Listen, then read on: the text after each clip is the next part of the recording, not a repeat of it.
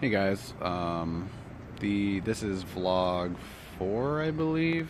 I'm sorry I've been really lax on these lately. I've been like super busy. I know that's not a very good excuse, but I do apologize. I really did want to get one made the last couple days, and I've just been on the go.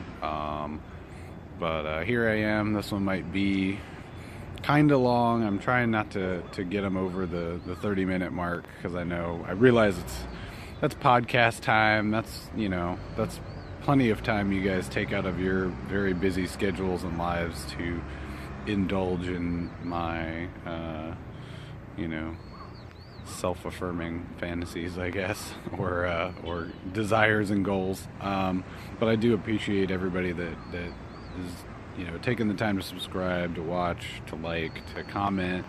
I had some people ask me like, "Yo, when's the next vlog?" So this one's for you guys, dedicated to the true followers, the ones that are super stoked to be tagging along on this journey and kind of hear whatever self-important things I have to say. Yeah, the last like 5 or 6 days, maybe 5 days since the last vlog, I think. Yeah, it's been a whirlwind. I met multiple friends, like families. Shared meals with them, shared various experiences with them. All really awesome. Everybody was super kind, extremely loving and warm and accepting. There was a bit of a language barrier, but it got to a point where I think I spoke clearly enough and I spoke from the heart that no matter what was said between us, there was an understanding. I think that was the important thing, and that's definitely something that I've kind of certainly championed in the last couple of years. Has been, no matter what the language skill or the native tongue that somebody has, I think that if you speak with sincerity, it shows. And that to me goes way farther than anything you could truly just be able to say, regardless of native language. Like if it comes across sincere, like if you really mean it, then I think no matter what, somebody's gonna understand what you're saying. So I mean, it does help that I kind of have people with me that can interpret a little bit better what I'm saying and conveying in their native language. But at the same time, like I said, I think that I speak from the heart, and so that certainly comes through. And I think those connections, because of that, are much stronger and deeper because of it. So from the bottom of my heart, if they're watching this or they get a chance to watch this, the individuals I've met, you have certainly left an indelible mark on me, and I am truly honored. I'm truly thankful, and I love you guys. Thank you so much. So yeah, I've met parents, I've met family members of very close, dear people in my life. Let's see. Yesterday was probably one of the biggest days and events that I've had since the graduation ceremony, and seeing everybody back together, or seeing a lot of the Kakashi members from KSU back together. Yesterday, if some of you are familiar or have taken the time to kind of pay attention to my Facebook feed sometimes, or speak with me in person about my spirituality and faith, that last year I decided to join the Shinyoen Buddhist Sangha, and through one of my close dear friends here, who is also a member of it. She helped me through the process and kind of filling out the paperwork to join and become part of it. And we went to when I went to Ueno Zoo to see pandas, which was so amazing. Barring the personal, politics and views on zoos, I had to kind of jump at the chance to see a panda because I probably will never see one in the wild. So, as sad as it is, these animals are in captivity. It's also sad that in the wild they would have been poached and killed for their skin. So at least they're safe. It's problematic, but it's safe for them. But I got to see them, and that was huge. Like, second favorite animal next to cheetahs. Cheetahs are my favorite, but pandas are a very, very, very close second. So seeing them with one of my best friends in the world, like, that was awesome to share. We had like an awesome day at the zoo. Then we went to Shinchoji Shrine and Temple, which is in Tokyo, like a small suburb of Tokyo, where I went last year with her, and that's kind of where she introduced me to her faith and her spirituality.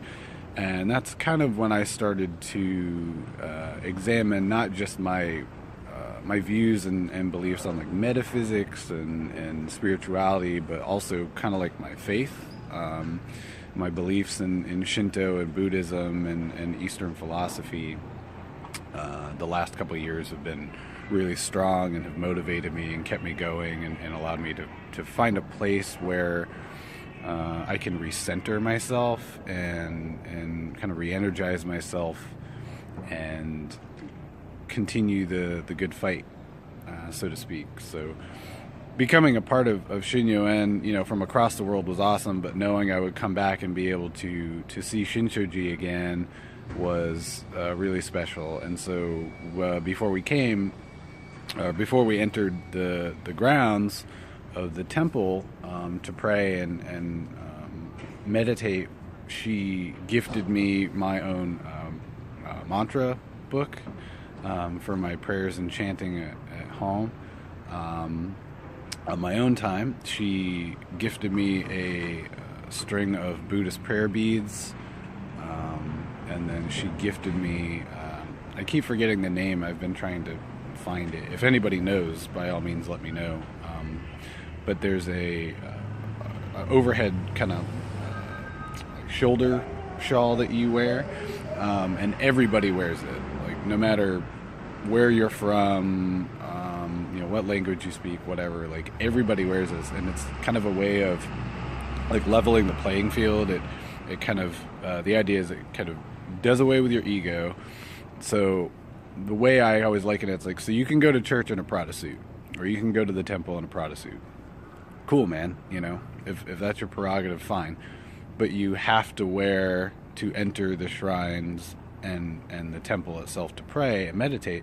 You have to wear this. So it levels the playing field. It brings you to a point where monetary, socioeconomic, brand name, like, and none of that matters. You're all level. And that to me, like, that's really awesome. But she gifted me all these items so that I can practice wherever I go, in any Shinyo-en temple or any Buddhist temple, I guess, for that matter. And she made a bag for me to hold it. So she gave me all these items. Like, that was like absolutely moving, and like nothing I could ever do would be able to repay that. So the fact we share not only love for each other, not only like multiple important life experiences through the Kakahashi project. We visited Hiroshima together. We've celebrated birthdays together. Like, now, like, faith and spirituality and our beliefs, like, they kind of are intertwined too, which I think is really awesome. But so yesterday there was a large ceremony on March 28th is the commemoration of the founder, Shinjo Ito. He founded Shinyuan, what was it, like, I think it was 60 years ago, or maybe slightly longer. He passed away 28 years ago at the age of 83. But so yesterday was his 111th. It would have been his birthday, so it's like commemoration of his birth is how they were kind of calling it. And people from around the world. We went to this site, Yuon, in Osaka, and I think it's the largest or second largest Shinyuan temple shrine facility campus in Japan. Massive, massive building, like probably 8 stories, 10 stories tall. Like, it's really big, sprawling campus.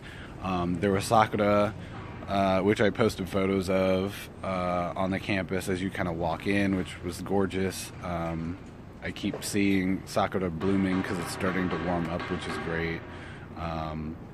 So they're starting to kind of come out and bloom everywhere. So I'm very excited to see more and more and more as I travel. But the campus is huge, and there's like an international center. So if, like me, like you go visit and you want to tour the place, or you want to take part in a service, or you want to learn about Shinyuan, like there are people that not only speak English, but they speak like, I don't know, like 15 to 20 different languages. They have like people from all over the world come and see this place, so it's really impressive. But they held it in this facility, this campus, because the leader, now I believe the granddaughter of Shinso Ito, she led the service, and apparently she only goes to Osaka twice a year. And yesterday was one of those days, so I got to be there when the head of the Shinyuan Sangha and faith was there. I liken it to, like, for Christianity and Catholics, like seeing the Pope, like having Pope lead Mass. That was kind of what happened, you know. Ito-sama was there. She led us in prayer. She led us in kind of celebrating Ito Shinjo's life and hard work and dedication to not only the faith, but dedication to people. Like, the idea behind Shinyuan is for us to, and a lot of Buddhism, but like Shinyuan specifically, like one of the tenets is really like to better yourself to help better others. And to me, that's, I think what drew me to it in the first place was I'm always trying to better myself so that I can kind of make some type of mark somewhere, on someone, on something. And so to see her and like just be there and kind of feel this like really strong, positive energy or aura, you know, whatever you want to call it, that was really, really moving. And then to be surrounded by people from all over the world and share this one thing in common. It didn't matter where we were from. We were there for a reason. We were there because we want to be these positive beings of light and they push further into making the world a much better place. Like, yeah, it was something that still is kind of emotionally heavy to talk about, but it was ultimately like an amazing experience to be a part of. To even get access to was apparently like very difficult, but my friend was able to procure us like tickets or entry to it. And there wasn't a large international seating area, so apparently like I was very, very lucky. But then to share it with my friend and her mother, like that was even more special. Actually, her mother, like afterwards, she she's been really awesome. I've met her twice so far, and not only is she like amazingly kind and sweet, very funny, but she just exudes this like really loving energy, like much like my mom, you know. So it's kind of like I have another mom, you know, like a mom away from mine, which I think is really awesome. Like she's been really accepting of me, even though she speaks not a whole lot of English at all. But she even like practiced some English when they picked me up yesterday from the train station, which I thought was very, very awesome. Like I was very honored to have her like practice this just one tiny little saying, but it meant the world to me. I just gave her a big hug and thanked her. She cried when she asked me afterwards, like, did you see, you know, Her Holiness Ido-sama? And I told her, yeah, and like I kind of got choked up because like I still was like I couldn't believe I was there partaking in something so with so much like heft and weight to it, I felt.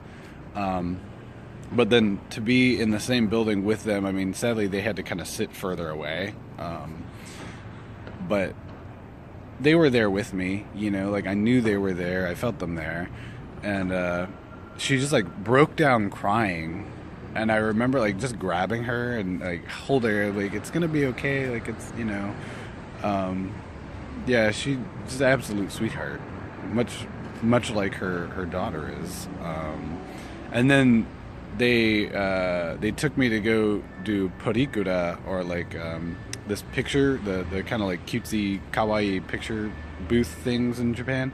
I've never done it, and they asked me what else I wanted to do because the service ended about like 1 o'clock. We kind of toured around the facilities, and I got my Shinyuen like official card, so when I go into Shinyuen centers, I can check in, and they allow me to spend time in the building and utilize the services and things, which was really awesome. So I'm a card carrying member now. They also so we went to go to Porikura, and then my friend and I we went off to Kyoto and spent way too much time in B-side label looking at stickers. But it's like one of my favorite stores. So we went to Kyoto and went there, and we went to Tsujiri to eat parfait, which was awesome. And we had a great view of Kyoto Tower, and from the station, like you could see out the city and see the mountains. And then we went to get cake and tea and hang out, and yeah, it was just like, to me, it was like the perfect day. There was this very meaningful moment in the very beginning, and of course, like it sets a tone. It kind of paints the day for a certain feeling, but in no way was it bad. It was very emotional. It was very cathartic in a way to finally kind of get over this fear of going there, and feeling like an outsider, because maybe I don't know the mantras and the chants yet perfectly. I don't know in what order. I'm learning it. I'm still very new, but it doesn't keep me from practicing the faith. It doesn't keep me from being sincere and honest with how I practice and why I practice. No, I mean, nobody judged. Nobody said, you're saying this wrong, or nobody said, no, don't do that. Like, if anything, people were willing to show me how to go about it, and that, I think that makes all the world a difference. That people are willing to go out of their way, and so for me, that's kind of how I go about the daily life. Like I try to go out of my way to help people. I try to go out of my way to leave that positive mark on others. So not only do I think I found the right place for my spiritual well-being and kind of like the well-being of my faith and belief, but just in general, it gives me this really like strong feeling of connectivity to something larger than me, something that I think is like a teamwork, like a large like web that is connected for very like purposes. So I did that, and yesterday was just like easily the best day, probably almost ever. And then, let's see, spent time with my another friend's family on Saturday, and I met his younger brother and met his mother. His mother also extremely kind. His brother was really funny. His mother, wickedly funny. I was explaining to a couple friends of mine that I've come to understand that, at least in my dealings with my Japanese friends, that in my opinion, the Japanese women are probably the funniest people I know. Like, again, like there might be a language barrier, but I pick up on it enough, and I think like the way they explain things, the way like their mannerisms and things, at least the ones I know, I want to keep prefacing it's the people I know. I don't know all of them, obviously, but everyone that I've interacted with, wickedly funny, like funnier than I am, funnier than like some of the people I know back home that can tell me a joke in my own language. Sharp wit, can take a joke and can dish it right out. It's thoroughly impressive. Most of them should probably just be comedians, I think. They ridiculously hilarious. But I just thought it was an interesting observation I had, and I don't know why. I don't know if there's some type of like cultural or social reason why. I thought maybe it's because the culture tends to be this idea or like the stereotype and the kind of cliche is that like Japanese women are very submissive, they're very passive, quiet. None of them that I know are that. So clearly, somewhere someone crossed the streams and got that wrong. Because all of them extremely intelligent, very smart, very quick wit, really funny, great senses of humor, outspoken. That cliche and stereotype probably should die. Because I don't know any of those women, and to be honest, they sound kind of boring. I would rather have the super intelligent, funny, kind of sharp-witted Japanese woman, to be fair. But I have these really interesting conversations with not only my friends here but my friends back home about like just the little observations I have in my comings and goings here.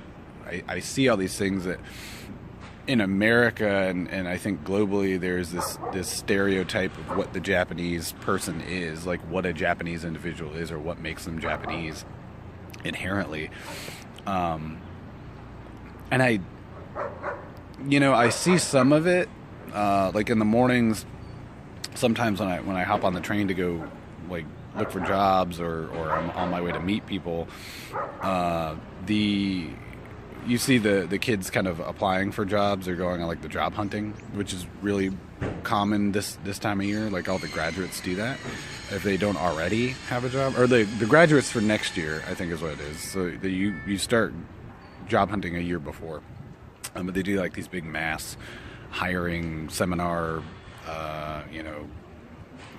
like recruitment things, but like everybody dresses the same. Like you go into a suit store and it's like here's the suit that you get for job hunting, and it's like black jacket, black pants, or sometimes navy, but it's usually black, white shirt, blue or red tie. I mean, usually it's like blue, I think. I've seen some red. With women, black tie, white shirt, black jacket, black skirt or pants, khaki trench coat, and black shoes. Everybody black shoes, and it's like the same thing. And to me, it's a little disheartening because I realize culturally there is this idea of like homogeny to some extent. Like you don't kind of like buck the trend. You coast. You ride the wave. You don't go against it. But I don't know. I guess for me it's because in America we're a little bit more culturally not understanding, probably a little understanding, but not by a whole lot, clearly, in the socio-political climate. But there is this idea that like going against the grain isn't necessarily the worst thing in the world you could do. Like following probably could be the worst thing you could do instead of sticking out. So like being an individualism is championed very much, I think, in America. In Japan, not so much. And so there is a sense for me, like I see these faces and they just don't seem stoked. And I get it, like at 20, 21, 22, like who really wants to go hunt out a career unless like that's what you want to do. But my feeling, just the kind of like the sense I get is like they want to do something else. And I want to ask them, like, what is it you really want? Like what did you get your degree in and why? And then in Japan, I've come to understand from my discussions with my friends here, it's like it doesn't matter. You just get a degree. Where in America, it's like to some extent your degree matters. I mean, we're always told growing up, like you got to get that piece of paper. You got to get that piece of paper. And now we're starting to find maybe that's not the case. Especially with predatory loans and debt and all this other crazy stuff that's coming out with higher education and the politics and problematics about that. But in Japan, it's like you get a degree and that gets you a job, no matter what. They don't care. That's what I've been told. And that to me, like it. So then I start to question, like, well, why not just study something you would want to study anyway if it's just a piece of paper to jobs? And I guess I don't really have an answer. I mean, I don't really have an answer either. I mean, I'm of the mindset that if you're going to go to school, you're going to go into debt, you're going to pay for it, like learn something you really want to learn. To me, it's not about money. It was about what did I learn? What did I want to pursue? And so I thank my lucky stars that film clicked for me, that it was something that I had really enjoyed all along. And I just lucked out switching from HCC to USF many moons ago, that, I ended up getting the mentors that I did and having the connections that I have with them now. Like they left a very strong impression on me and made me even more passionate about the things that I think and know and how I've come to understand myself. They were kind of on the way there, along the way too, helping me push forward and figure it out. So like I'm forever indebted to them, but the education, the knowledge I gained, it was knowledge I wanted. It wasn't knowledge that somebody else said, oh, you should get a film degree. You might be good at that. That might have been the case, but even if it wasn't, like, I mean, I could have easily pursued philosophy, even though I totally don't understand a lot of it. But I wanted a film degree. I wanted to know why and how and when, the ins and outs of cinema, the cinematic mode and device. So that was the way I kind of ended up approaching it. It's not about getting a job later. It's about gaining knowledge now, learning now, and bettering myself, broadening my perspective and my understanding of a topic that I love very much so. Here, I guess it's not so much. So it is interesting and a little. It's a little, I guess, disheartening to see these kind of down faces, and it just makes me wonder, like, at what point can and will the culture change, and what will it take? I met somebody recently on my trip. I might have mentioned him, but really famous tattoo artist in Japan, and I had the absolute pleasure of meeting him and kind of talking to him for about half an hour. He was very kind, very gracious, and I remember it was on the subject of tattoos, but I think he probably meant in general.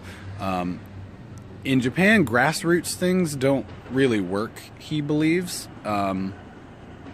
He believes that if there's going to be change in Japan, it has to come from the outside. It has to come from this, like, outside influence and pressure somewhere, which is maybe a little true, because I think that's why ideas of feminism and LGBTQ rights and things of that nature started to grip hold, because you have obviously influxes of tourists and international, dwellers of Japan now, like workers and things like that. But I don't know if that's maybe selling the Japanese short a little bit by saying that there isn't enough motivation for it. I think maybe it's just, it gets squashed really quickly. And I think he mentioned that. He said something to the effect of, like, if a grassroots movement tries to take hold, it tends to get swept under the rug, or it gets no coverage, or the little bit of coverage it gets, like, it's like a footnote, because they don't want anybody to make waves. I don't know who that is. The establishment, the powers that be, media, it sounds a lot like America, but although I think in our case, like, the country's much bigger, it's more widespread, so here it tends to be, I think, like, localized pods of these types of movements and organizations, and so I think it's easier to kind of just be like, the local news it might end up being on, but, like, in the national news and the bigger scale, it's probably just a little blip on the radar. But I think hearing that and him being honest, I mean, he was very sincere when he said it. I don't think he was being here, so I think he realizes it. But yeah, I will leave you on that. Some heavy, interesting concepts and ideas. I really look forward to any of your remarks and comments. Thank you again so much.